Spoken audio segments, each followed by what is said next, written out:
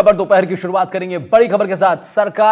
सरकारी एसआई भर्ती परीक्षा 2021 को रद्द करने की मांग तेज हो गई है। एक और जहां इस मामले में लगातार गिरफ्तारियां हो रही हैं, परीक्षा रद्द करने की मांग को लेकर युवा प्रदर्शन कर रहे हैं और ये प्रदर्शन भी अब तेज हो गए हैं। आज यानी सोमवार को राजस्थान विश्वविद्यालय के बाहर बड़ी संख्या में अभ्यर्थी एकजुट हुए, धरना प्रदर्शन कर भर्ती रद्द करने की मांग की गई। युवाओं का कहना है कि अब तक इस मामले में 40 से ज्यादा ट्रेनी एसआई गिरफ्तार हो चुके हैं। धांधली में आयोग के सदस्यों की भूमिका तक सामने आ चुकी है। जांच एजेंसी, एसओजी और पुलिस मुख्यालय ने भी भर्ती रद्द करने की अनुशंसा की है। तो आखिर भर्तियां रद्द क्यों नहीं हो रही? प्रदर्शन कर रहे युवाओं का बड़ा आरोप है कि सरकार मंत्रियों की समिति बनाकर हमें अंधेरे में रखना चाहती है।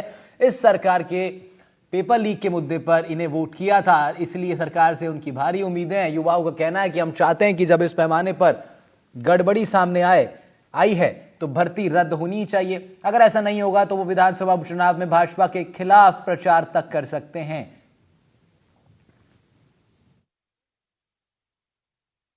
एसआई भर्ती परीक्षा पेपर लीक मामले में अब विवाद जो है वह गहराता जा रहा है। जहां सरकार ने एक और इसके लिए एक कमेटी बनाई है और कमेटी आज पहले ही दिन बैठक करने वाली है, वहीं पर बड़ी संख्या में जो युवा हैं वो एसआई भर्ती परीक्षा रद्द करने को लेकर आंदोलन कर रहे हैं।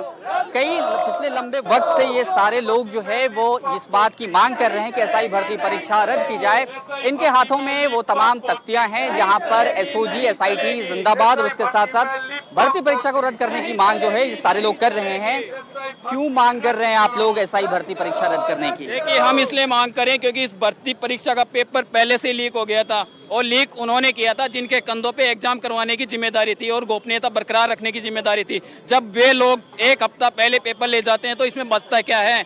जबकि पहली पारी में बीकानेर से पाली व्हाट्सएप के जरिए पेपर चला गया, सोशल मीडिया के जरिए कोई पेपर जाता है तो ये माननीय सुप्रीम कोर्ट की गाइडलाइन है, वो एक आग जंगल में आग की तरह फैलता है और जब गोपनीयता भंग होती है तो उस भर्ती को रद्द किया जाना चाहिए। माननीय सुप्रीम कोर्ट। ये आप लोगों का तीसरा चौथा ऐसा प्रदर्शन है, अभी तक क्या आश्वासन मिला है? कोई बात हुई है आप लोगों की किसी से?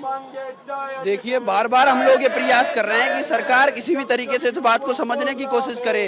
जब एसओजी किसी चीज को, संवैधानिक संस्था जो संविधान के द्वारा बनाई गई हैं, जो ये डिसाइड करती हैं कि पेपर लीक हुआ है या नहीं हुआ है, उन्होंने ये साबित कर दिया कि पेपर लीक हुआ है। उसके अलावा दो आरपीएससी के मेंबरों को गिरफ्तार कर लिया गया।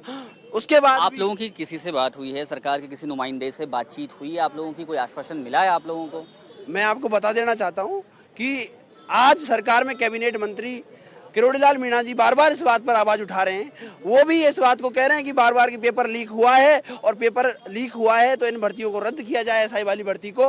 तो वो निरंतर रूप से सरकार से हमारी लड़ाई को लड़ रहे हैं। आप लोग इस प्रदर्शन में आई हैं, कुछ संगठनों ने ये आवाज उठाई है कि पूरी भर्ती प्रक्रिया जो है वो रद्द न की जाए, क्योंकि बड़ी संख्या में ऐसे अभ्यर्थी भी वहां पर चुन के गए हैं जिन्होंने मेहनत से परीक्षा पास की है।